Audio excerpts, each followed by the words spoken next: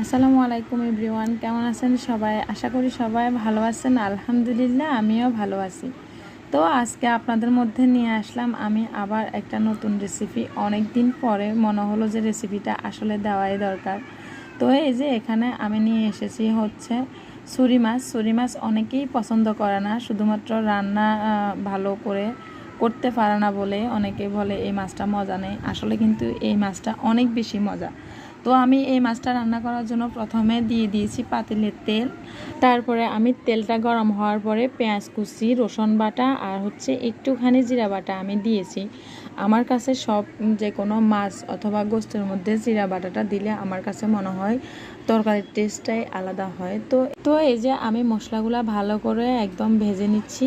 আর হচ্ছে ভালো করে ভেজে নিয়ে আমি হালকা একটু পানি দিয়ে দিব যাতে মশলাগুলো না পুড়ে। তো এখানে আমি একে একে হচ্ছে হলুদ গুঁড়া, মরিচ গুঁড়া আর হচ্ছে ধনিয়া গুঁড়া আমি দিয়েছি। দিয়ে আমি ভালো করে এগুলাকে আবার মিক্স করে নিচ্ছি। এগুলা আমি ভালো করে এই অল্প একটু ঝোলের মধ্যে হচ্ছে কষিয়ে নিব। এভাবে এই মশলাগুলো কষানোর উপরে নির্ভর করবে আপনার তরকারিটা কেমন মজা হবে। তো এই পর্যায়ে আমি দিয়ে দিচ্ছি লবণ, দিয়ে আমি ভালো করে আবার নেড়ে দিচ্ছি। এই পর্যায়ে আমার মশলাগুলো একেবারে কষানো হয়ে গিয়েছে আর হচ্ছে মশলার উপর দিয়ে তেলগুলো ভেসে উঠে গিয়েছে। এই যে দেখেন আমার ছুরি মাছগুলা, এই ছুরি মাছগুলো আমি কেটে সুন্দর করে পরিষ্কার করে নিয়েছি। আর আমি ছুরি শুটকির মতো করে ছোট ছোট করে কেটেছি। অবশ্যই এই মাছগুলোতে একটু শুটকি টাইপ গ্রান করে, এই গ্রানটা তাড়াতে হলে হচ্ছে আমি কি দিই সেটা অবশ্যই দেখবেন ভালো করে শেষ পর্যন্ত। তো এই যে আমি এখানে দিয়ে দিচ্ছি পানি, আর একটু পানি দিয়ে এগুলা আবার আমি হচ্ছে কষিয়ে নিব। চলেন এই ফাঁকে দিয়ে আপনাদেরকে হচ্ছে দেখায় বাইরের ওয়েদার। আমি একদম সকালবেলা উঠে রান্না করতেছি।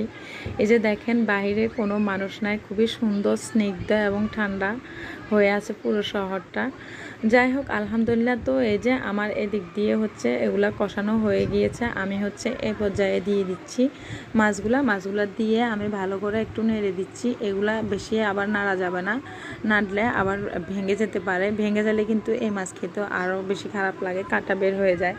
তো এই যে এগুলা ফিসগুলা যাতে ফিসগুলা সুন্দরভাবে গোটা গোটা থাকে সেই জন্য এগুলা পরবর্তীতে বেশি নাড়া যাবে না। তো আমি এই পর্যায়ে ঢাকনা দিয়ে দিয়েছি। তারপরে একটু পরে হচ্ছে আমি ঢাকনা উঠিয়ে দেখতেছিলাম কি অবস্থায় আছে।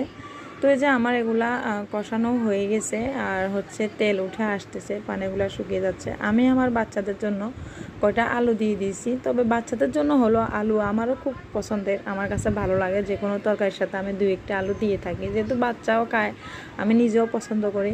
তা আলুগুলো দিয়ে আমি আবার হচ্ছে